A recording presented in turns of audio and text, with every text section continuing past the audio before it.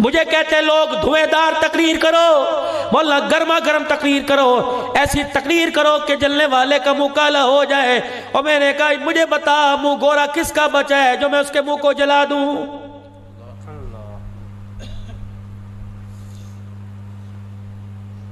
क्यों मेरे अजीजों, सारा हुकूमत का कसूर है, तेरा कोई कसूर नहीं। किस हुकूमत को तुमने गोल्ड मेडल दिया? सबको तो लानत लानत करके तुमने भगाया। कौन सी ऐसी मस्जिद का मिंबर था, कौन से जलसे का ऐसा स्टेज था कि जहां सरगाली गलोच ना हो? मौलाना उनका मौलवी आया यूं करके दिया, आप जवाब दे के चले जाओ। बात उस नबी सल्लल्लाहु अलैहि वसल्लम की करते हो जो आखिरी वक्त अपने दामन में सारी उम्मत के दुखड़े लेके गया है। कमरे में हुजरे में बैठे रोने लग गए, सैयदा आयशा भी रोने लग गई। जुर्रत नहीं थी कि अपने आका से क्या पूछे। जुर्रत करते हुए पूछा सरकार बताओ तो सही क्यों रो रहे हो? फरमाया आयशा बाबे आदम से लेकर ईसा तक सारे नबियों के दुखड़े एक तरफ, मेरे दुखड़े एक तरफ। आयशा जितना मुझे मारा गया, जितना मुझे सताया गया, उतना किसी को सताया नहीं गया। जिब्राइल सुन ले, इजराइल सुन ले, हफ्सा उम्मे सलमा सुन लो, आयशा तुम सुन लो, जितना मस्जिद नबी में साहबी बैठा सारे सुन लो। आखिरी सांस चल रही है, मोहम्मद सबको माफ करके जा रहा है। मैं उसे उम्मती मानू जो मरते वक्त अपने बच्चों को कहते मेरे भाई को जनाजे को हाथ न लगाने देना।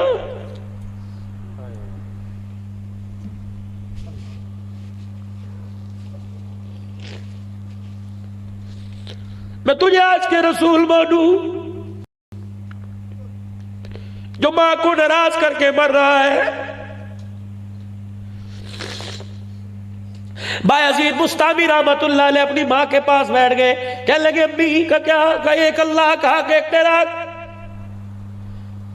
माफ कर दे अपने सारे हक, मुझे अल्लाह के हक को माफ करवाने दे, पूरा करवाने दे। माँ भी माँ थी, कहने लगी बच्चे सारे हक माफ कर दिए। का फिर अल्लाह मुझे अम्मा मुझे अल्लाह की तलाश में जाने दे। का चला जा। सारे हक माँ ने माफ कर दिए, दूध खीर माफ कर दी, गोद का पगूड़ा माफ कर दिया। 12 साल तक जंगलों बेबानों मेरे कपड़े फट गए, जूते टूट गए, खलड़ी उतर गई। जिस मकसद के लिए 12 साल निकले पा ना सके, कहने लगे चलो किसी और इलाके में चले। जब दूसरी बस्ती में जाने लगे, रास्ते में फिर मुस्ताब की बस्ती आ गई। याद आया यहाँ मेरी मारा करती थी, पता नहीं जिल्ला या मर्दा। वादा तो उसे कौसर पे मिलने का किया था, लेकिन आज माँ याद आ रही है। आती तो रोजाना थी, लेकिन घर के करीब गए आज माँ की ममता जोश मार रही है। और लोगों, कोई हासिलपुर से काहीपुर में चला गया, कोई बिहाड़ी चला गया, कोई बहावलपुर चला गया। जब हासिलपुर आते हो बताओ अपनी मार्केट में जाते हो या माँ की कब्र पे जाते हो?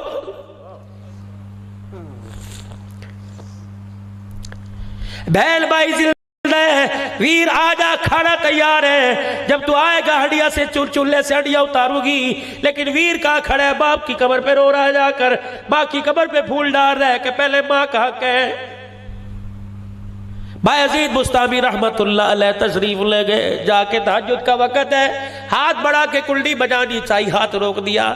का बायजीद इस उम्र में, सारी उम्र में सुख नहीं पहुंचा सका, दुख तो ना दे। पता नहीं किस वक्त अल्लाह अल्लाह करके सोई होगी। अल्लाह अकबर। जब तहज्जुद का वक्त हुआ, घर की नाली से पानी बाहर निकलता नजर आया। कब माँ जाग गई, यूं करके आहिस्ता से दरवाजा बजाया, अंदर से आवाज आई बायजीद ठहर जा, भी आ रही हो। 12 साल के बाद पुत्र बुए ते आया। और साल वो कहते साडे मां प्यो मैनू पुछदे कोई नहीं, तू पूछ के तो देख। बेटा दुबई से फोन कर रहा है, भी तू मुझे भूल गई, पूछ के तो देख। अल्लाह अकबर, अल्लाह अकबर। बीवी ने तेरी तस्वीर बेड के साथ रख रखी है, माँ ने तेरी तस्वीर दिल में लगा रखी है। कहता अब्बा मैं तेनू याद नहीं आता, पूछ के तो देख। सुबह उठ के मेरे अजीजों घर से बाहर जाता है, बहू से कहता है पुत्र दा फूट दे के नहीं गए, मेरा तेरी पूछ रहा सी, मैनू तो नहीं कुछ कह रहा सी। और मेरी बच्चियों, अगर तुम्हारे घर वाले तुम्हारे माँ बाप का हाल न पूछे, झूठी कह दिया करो, हाँ वो तेरा बड़ा पूछ रहा था, हाँ वो कह रहा था अब्बू सोया के जागा।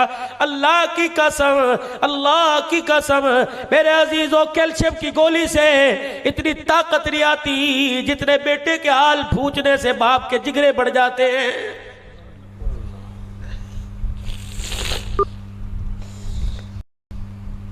आज साले सवाब की महफिल है। भाई इरफान साहब के दादा दादी नाना नानी, राव शरीफ साहब के वालिदैन मरहूम, सारी उम्मत के साले सवाब के लिए प्रोग्राम कराया।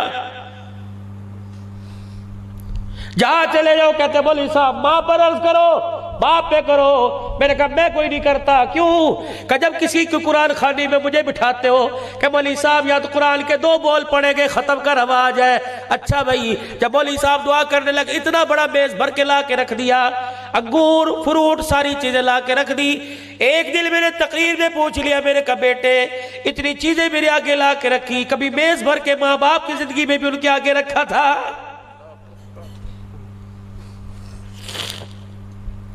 उस वक्त तो कमरे में अंधेरा था, बिजली बंद। अंदर गया, उसने कहा खैर आज क्या हुआ? का खबरदार मुझे घर अलहदा लेके दे, या वहां माँ को किसी बैल के घर भेज। पूछा क्यों, क्या बात है? अल्लाहु अकबर, बार बार फ्रिज खोल के फ्रिज की रबड़ी खराब कर दी। और लोग पूछते हैं क्यामत कब आएगी? जब माँ बाप को इजाजत बहुए से लेनी पड़ जाए, फ्रिज में से पानी ले सकूं या ना ले सकूं, एक गिलास के पीछे बीवी के आगे बहू के आगे सर झुकाने पड़े, तो समझ लो कोरोने की सूरत में क्यामत आ गई।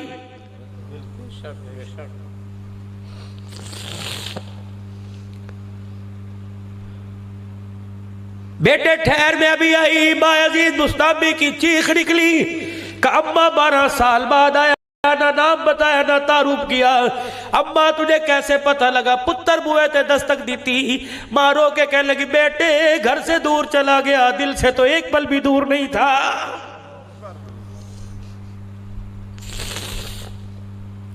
दरवाजा खोल के देखा, अल्लाह अकबर, हालत बिगड़ी पड़ी, कपड़े फटे पड़े, पैर में जुत्ती कोई नहीं, पेट में रोटी कोई नहीं, रंग उड़ा उड़ा है। अम्मा के आगे बैठ के रोने लग गए। पुत्र लगता है थका थका हरा हरा आया है, अम्मा तुझे गोदी में सुलाए करना। अम्मा अभी जिस मकसद के लिए गया था वो पा ना सका, अभी मुझे मेरा मकसद मिला कोई नहीं। कब 12 साल हो गए।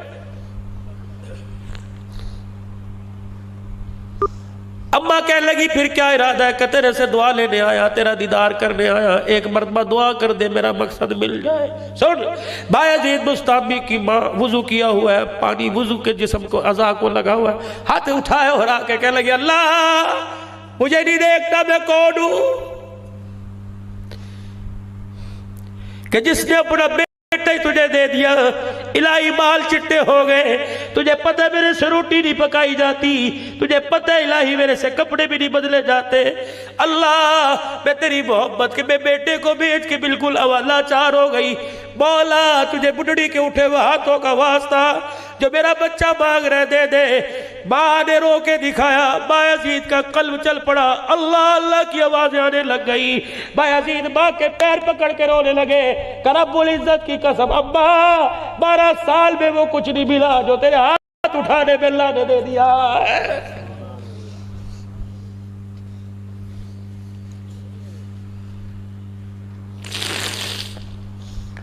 और नौजवान ला ताकत किस काम की, ये दूध सोडे किस काम के?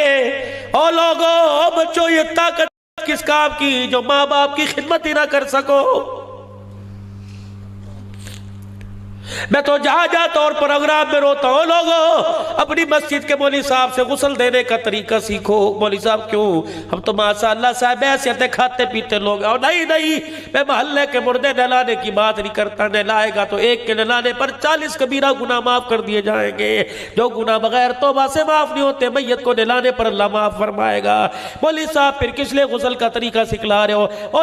जवाना गुस्ल का तरीका सीख, ताकि बाप मरे मस्जिद के मौलवी साहब को न बुलाए, खुद अपने बाप को अपने हाथों से गुस्ल दे, और गुस्ल देते हुए तुझे ख्याल आएगा तेरा बाप है। अल्लाह, कितनी मर्तबा उसने तुझे नहलाया, बचपन में, लड़कपन में, जवानी में, कंधे पर उठा के तुझे नहलाया।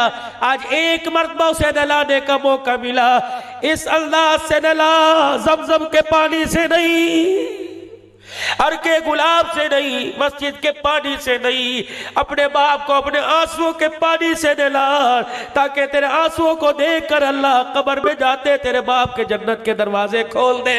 सुभान अल्लाह।